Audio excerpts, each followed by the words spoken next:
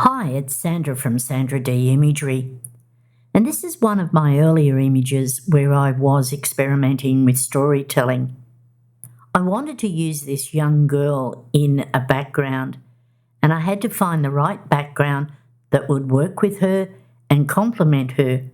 I had no vision or story in my mind, but like anything where I'm creating, I let my imagination roam, and sometimes the story starts to take shape.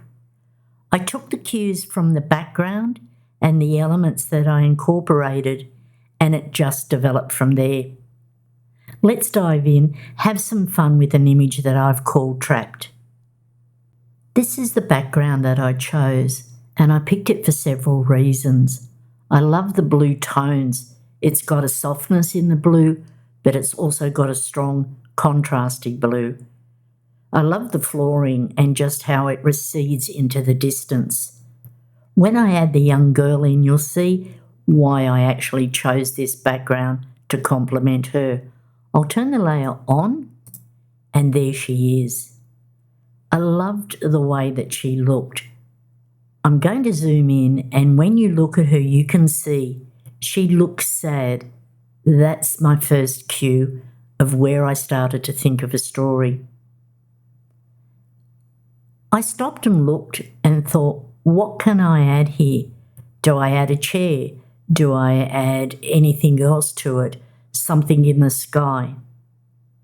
So I looked in the creative stash and I chose this bird, the flamingo, for a reason. I'm going to zoom up and have a look. The reason that I chose this bird was for two reasons. One, I look at the flamingo and I think, why not? It's quirky. Let's add that.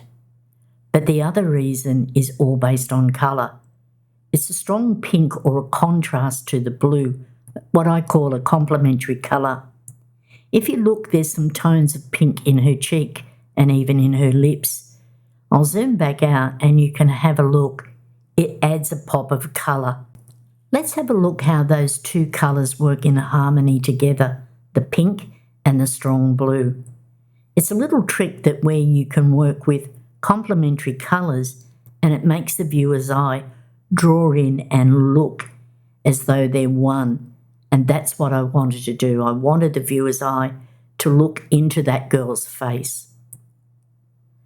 Now I start to think, all right, what else am I going to add? And I wasn't happy with the tiles in the foreground. They had some hint of blue in there. And I tried to fix it up, patched it. I couldn't get it right. So when that happens, I go to the disguise and I'll turn the next layer on. And what it is was in the creative stash was a cloud that I've turned into a texture. And that does a little bit of a disguise work and covers up that blue. Now the next layer, I'm going to hold off and explain why I won't click on that layer next. I'm going to go up to the next layer, and this is where cue number 2 came in. I love the French doors, and I thought, what could I do with them? And I thought, I know, I've got a curtain rail in my creative stash. Let's turn that layer on and you'll see the curtains, and I was really happy with that. But they look very strong and very dominant, and they take the eye away from the girl. So what I did do was go up and play with different blend modes, and I chose lighten, and I dropped the opacity down to around about 60, 64. Again, that's just experimenting. Now I felt it had the softness in there.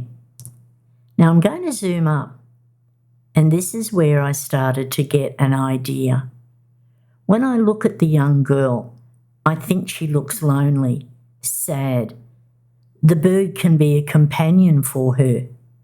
Is she trapped in this room? Does she feel isolated? And so I added what I call a little gem that I learnt from when I was competing in landscape photography.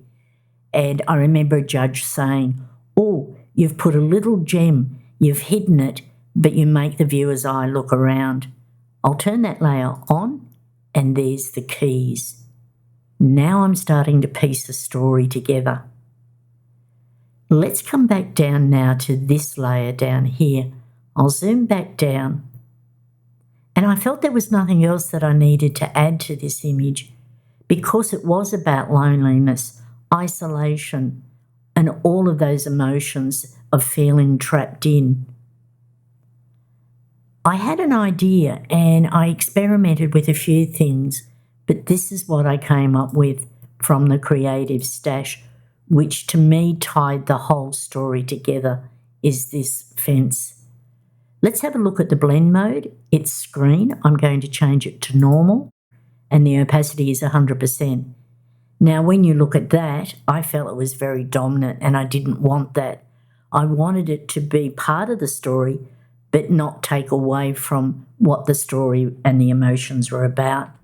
So I'm going to change that back to screen. And I felt it just added something different to convey a message.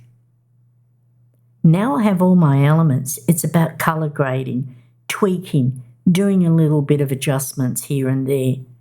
My next layer is the levels, where I've grabbed the midtones and just played with the slider. I've chosen a selective colour adjustment layer, and what I've actually done, I'll open up the properties on that.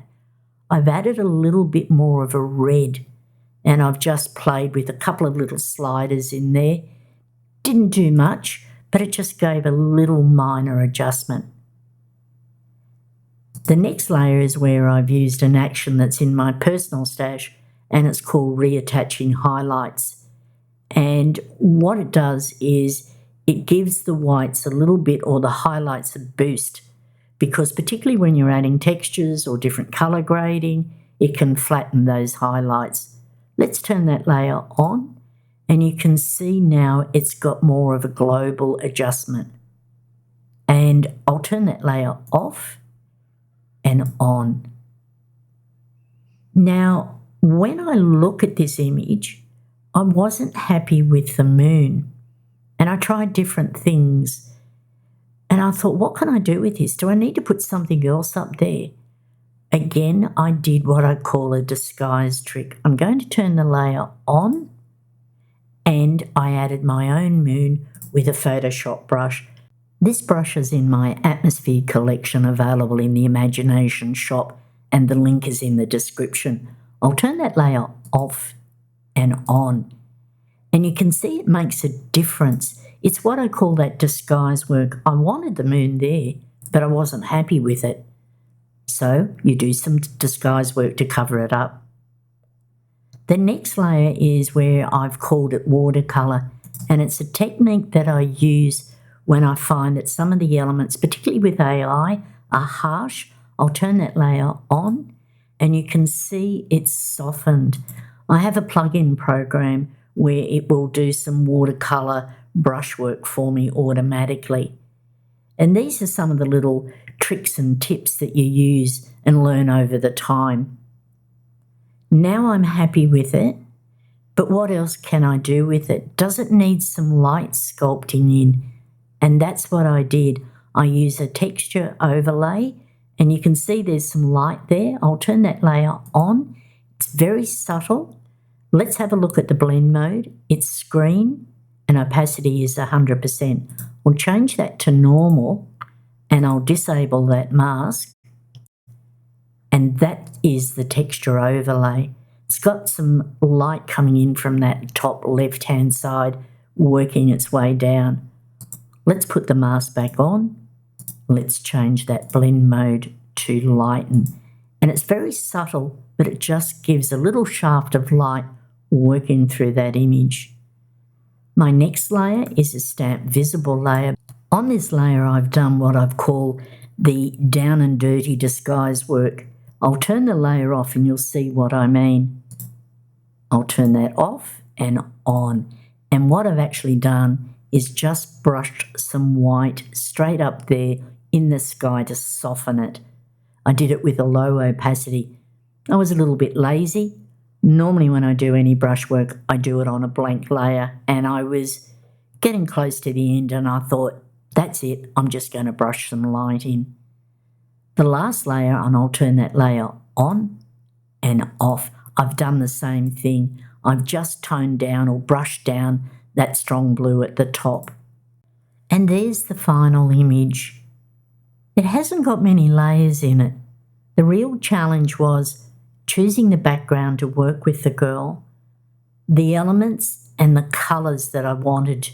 And when you look at it, it's what I call a muted colour palette, even though it's got depth, but it all hinges around blue tonings with a little bit of what I call cream coming through with the fence and the curtains. But the pop of colour was the bird. It was fun to create. It had a story, but as I mentioned before, I had no idea what the story was going to be. I took my cues from the girl, the elements, and the background to weave a story of emotion, loneliness, isolation. This is what I was feeling when I was creating it. Someone may look at this and see another story and think, why is that fence there? But that's what being creative is about, is experimenting and playing. Thank you for watching, and I hope you enjoyed seeing how I created Trapped. Have fun being creative, and if you like these tutorials, don't forget to subscribe and even have a look at my shop where there's lots of resources for creatives.